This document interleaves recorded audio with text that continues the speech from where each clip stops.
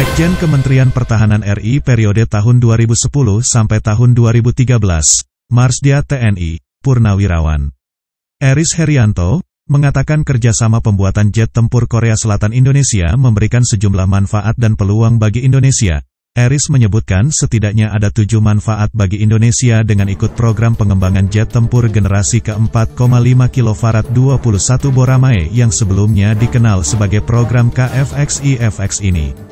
Seperti dilansir dari Detikcom, 25/11, berikut manfaat yang diungkapkan Eris dalam workshop secara online bertajuk 11 Years and Counting, Assessing Indonesia-Korea Defense Cooperation oleh FPCI. Pertama adalah pertukaran pengetahuan dalam bidang teknologi kunci pesawat tempur dan sumber daya manusia. Teknologi pembuatan pesawat tempur ini juga dapat dimanfaatkan untuk industri pertahanan dan non-pertahanan. Kedua, desain pesawat tempur KF-21 dinilai memenuhi kebutuhan operasional TNI Angkatan Udara, TNI AU. Ketiga, kebebasan menentukan konfigurasi pesawat tempur bisa menjamin kemampuan pengembangan teknologi pesawat tempur yang berkelanjutan. Keempat, mengurangi ketergantungan, membeli, dari luar negeri jika kita bisa membuat pesawat tempur sendiri.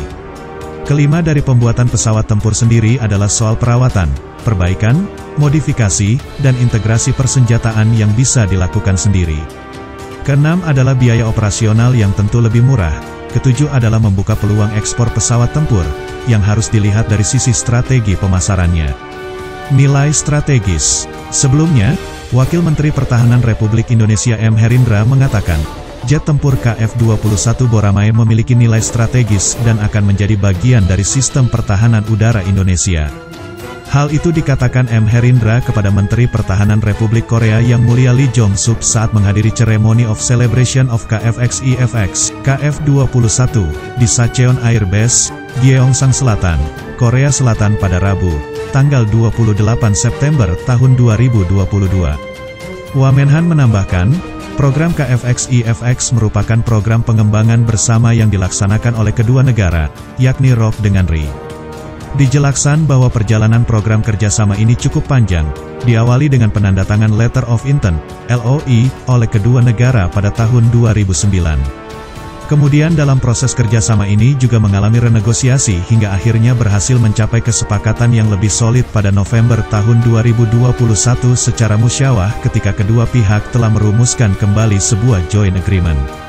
Wamenhan Ri M. Herindra menilai bahwa program pengembangan KFXI-FX merupakan salah satu program nasional yang memiliki nilai strategis bagi bangsa Indonesia, karena bertujuan memenuhi kebutuhan pesawat tempur TNI AU untuk periode tahun 2025 sampai tahun 2040. Karenanya, terkait proses alih teknologi yang telah disepakati bersama, Wamenhan Ri mengharapkan agar dapat berjalan selaras dengan syarat operasional sebuah alat utama sistem persenjataan, alutsista, untuk mendukung cita-cita Indonesia dalam mengembangkan dan memanfaatkan industri pertahanan nasional. Selain itu, program ini juga bermanfaat bagi peningkatan kemampuan sumber daya manusia kedua negara.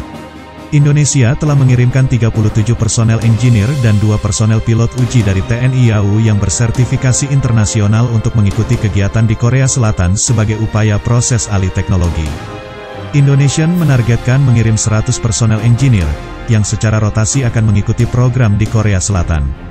Wamenhan M. Herindra juga menegaskan bahwa Indonesia tetap berkomitmen untuk mendukung keberlanjutan program pengembangan bersama pesawat tempur KFXI-FX, dan meningkatkan kerjasama di bidang pertahanan antara pemerintah RI dengan Republik Korea Selatan.